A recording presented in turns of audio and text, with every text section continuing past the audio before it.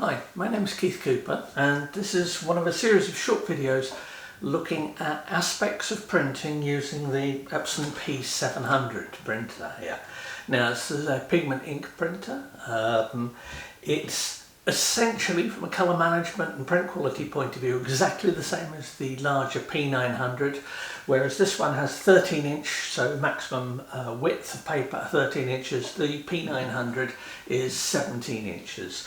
Apart from that, they're very similar to the extent that colour profiles for printing that work for the P700 will work identically for the P900. Now it's very uncommon. Normally profiles are made specifically for a paper and a printer and they're not interchangeable. But here they are. So whatever. I'm going to print an image borderless, A3 plus 13 inch by 19 inch. It's one of my architectural images which has been was taken using a shift lens. Hence the particular perspective that it has, and all it's had in terms of its processing is the shadows have been raised up a bit. It was a bright sunny day. I've checked for any dust or any problems like that on the image. There's very little been done to the image taken out from camera, just a little bit of processing just to make sure the shadows aren't too deep and that I've got detail where I want it. I've done this in Photoshop. I've processed the image, camera raw, then I've processed it in Photoshop. This particular one was done using Photoshop CS6, so you don't need anything complex for doing it. However, rather than print it in Photoshop, I'm going to print it using the free Epson Print Layout software, not because it's better, but just because it's the same whether you use it on a Mac, like I am, or on a PC. It's also a nice easy way to get into printing, and it saves me having to explain all kinds of things about setting things up in Photoshop that may be specific to just the setup I've got here. So it makes it more generally useful, I feel, to people. Now, one thing I would say about this image is that I've used Gigapixel AI from Topaz to resample the image up to 600 dpi printing at this size here on here. Now the actual pixel dimensions of this have gone up to about, I don't know, about 8.5 by 11,000. So it's considerably more than the 50 megapixels I originally took the photograph on. Now you might say, why bother with that? Well, I found that with good printer setting at good print quality, you can see slight differences in detail if the image has the detail there. Also, using Gigapixel AI, I found that you get a degree of sharpening. It's a very subtle form of sharpening, but it does work, and it works nicely for images like this. So I quite often make them bigger than they really need to be if I'm going to do a large print. Now, I'm hoping at some point in the coming year to have some even bigger printers than the P900 here to show, and then I will come back to looking at making very large prints, because this image is one that I intended that could be printed considerably bigger than this. I'm looking for A0 size prints perhaps from this particular image, but that's a different matter altogether, and I'll come back to that when I've got a larger printer. Now, since I've started making the videos, I've not had one of the very large printers to review. So if you are interested in larger printers, I've got lots of reviews and articles on the Northlight site. The thing is, they don't have videos with them. So if you're someone who doesn't like reading, well, tough. I will get round to it eventually, but the videos at the moment only cover the smaller stuff. Anyway, paper sheet, and the paper I'm using here is a PermaJet paper. This is one available in the UK, PermaJet Oyster. It's a pearl finish, a lustre finish paper.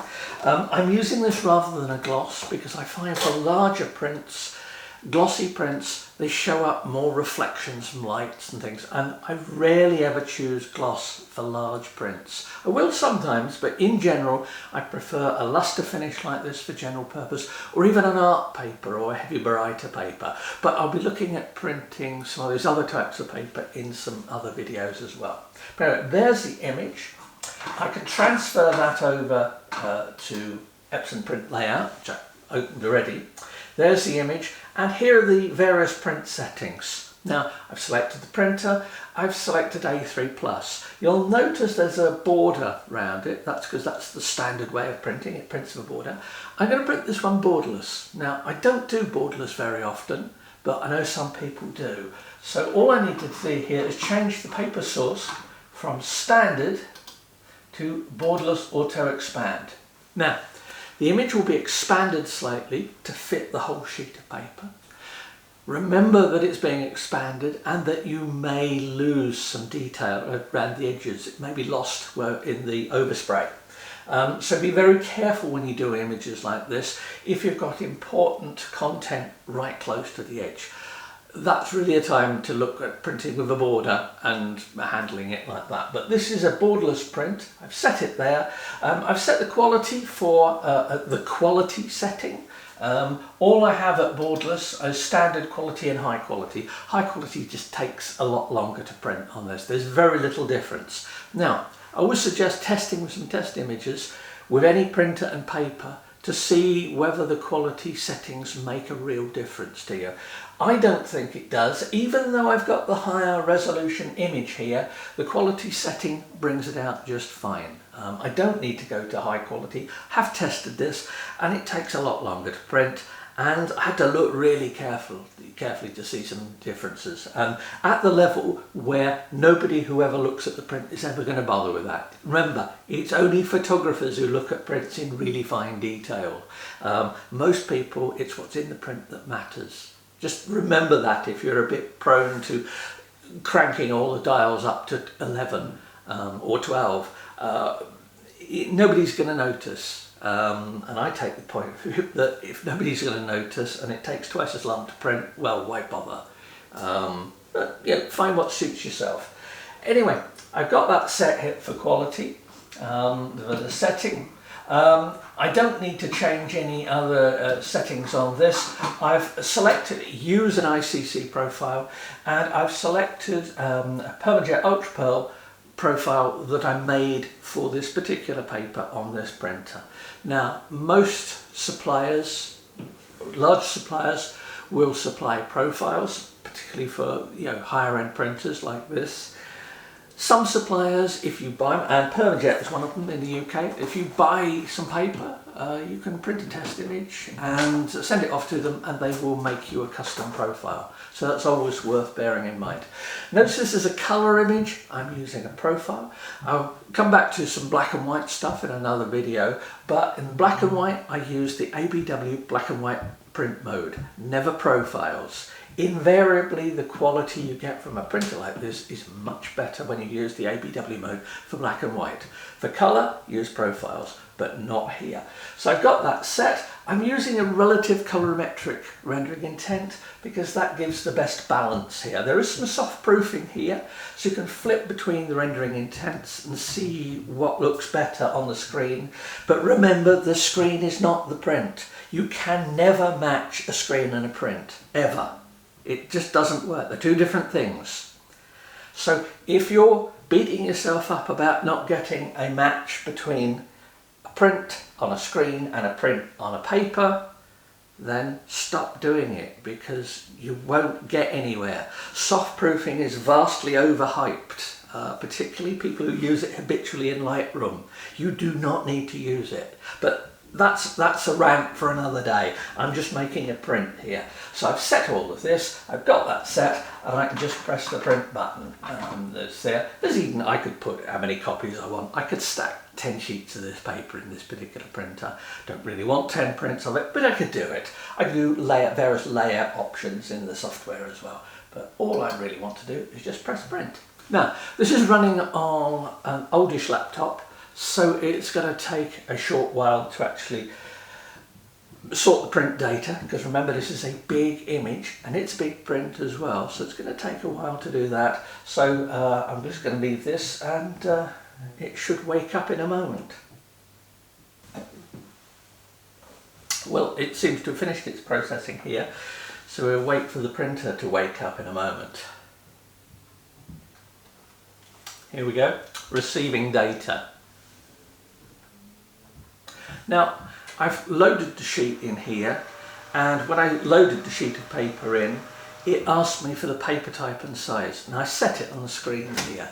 Now, I've also set it here. You think, well, why do I do it twice?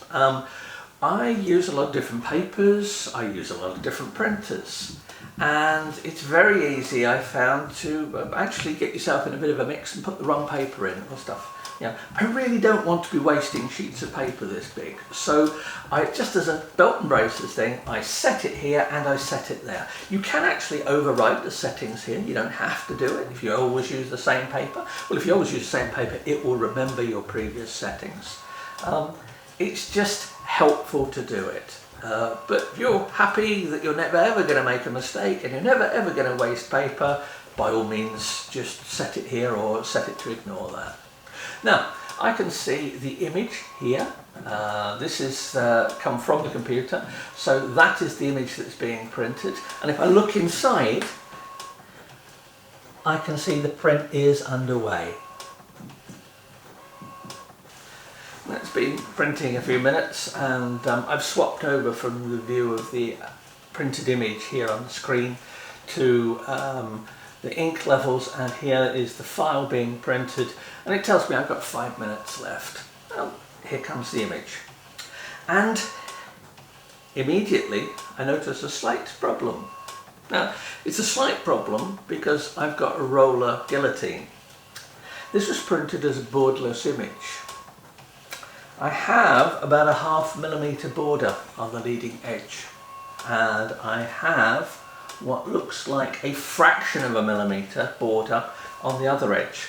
So the borderless expansion has not worked quite right. Now, I'll come back to this when the print is done. I've not printed borderless on this particular printer since I tested it, and that's quite some time ago. So I will just have another check of the settings, because what I suspect is that the borderless expansion has not been enough. If I didn't have a roller cutter and I needed this picture printing borderless, I might be a bit miffed. Well, print is looking good. The very slight bit of white on the edge here and here, it is indeed to do with the expansion settings. Now, when I printed, I didn't use expansion, and I didn't have the scale. I had the scale to fit selected. Now, the problem there is that it's expanded the image up as much as it can to fit, but not enough. Now, this image has not lost anything. When I actually set it to show the expansion, we get a different view which shows how much the image has been expanded over the edge of the paper. So if I want to print this one and get absolutely no border, and it's a nice looking print, I need to pay more attention to the expansion settings here. Now, this is just merely an irritation because I could easily trim off a fraction of a millimeter there, and it hardly knows that. Most people are probably not even going to notice it. It's irksome, but what I would say is that if you want to make borderless prints like this, and this does very well, practice with your images on A4 first before jumping in and using this. Now, it happens I've only got this paper in A3 plus sheets, so hence why I was going to do it. Now, enough of that. What does the print look like? Well, actually really nice. The colour, the sky has come out a great colour. Where I've lifted the shadows, I've now got good clear detail of the paving here. The whole picture works. It looks exactly as I wanted it to do. So I'll leave this video in with this mistake on it rather than doing it over again without to do a perfect shot, because I don't do borderless prints every day, so I can't remember all the various bits and pieces I do. It's somewhat annoying, but you've got a choice. You can either risk getting a little bit of white on the picture, or you can expand it more and obviously lose some of the picture. Now, up to you what you want, but I say take care with the settings here. Practice with smaller sheets of paper. Practice with plain paper if need be, in draft mode, to see how things will fit. Just saves a bit of hassle. Anyway, there you have a borderless-ish A3 Plus print done on the P900 on PermaJet Oyster Ultra Pearl 295 paper. Hope that's been of some interest.